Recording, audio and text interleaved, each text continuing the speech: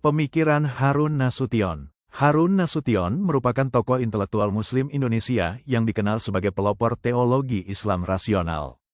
Pemikirannya lahir dari keprihatinannya terhadap kondisi umat Islam Indonesia yang secara kuantitas mayoritas, namun secara kualitas dalam aspek kontribusi sosial politik dan keilmuan dianggap tertinggal. Ia menilai bahwa kemunduran umat Islam berkaitan erat dengan cara berpikir teologis yang cenderung fatalistik dan tekstual, yang menurutnya bersumber dari dominasi teologi tradisional seperti aliran Asy'ariyah.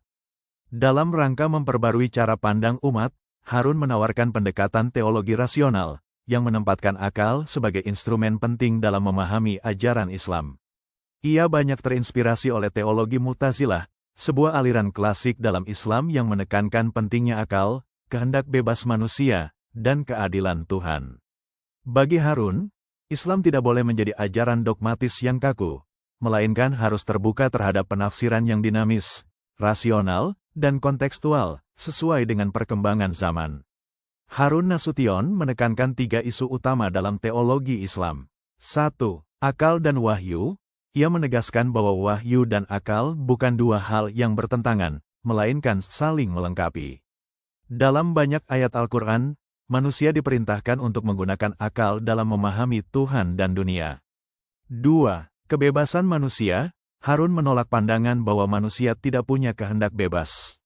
Ia mendukung pandangan bahwa manusia memiliki kebebasan untuk memilih, yang mengimplikasikan tanggung jawab atas setiap tindakan.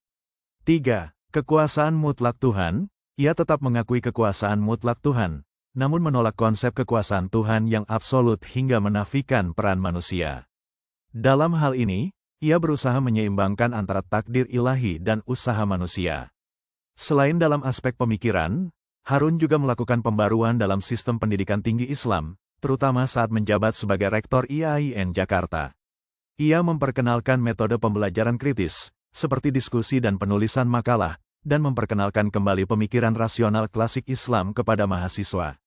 Meskipun pemikirannya menuai kontroversi dan kritik tajam dari kalangan Islam tradisional, terutama dari tokoh seperti M. Rashidi, Harun tetap konsisten memperjuangkan pembaruan Islam yang kontekstual, ilmiah, dan rasional.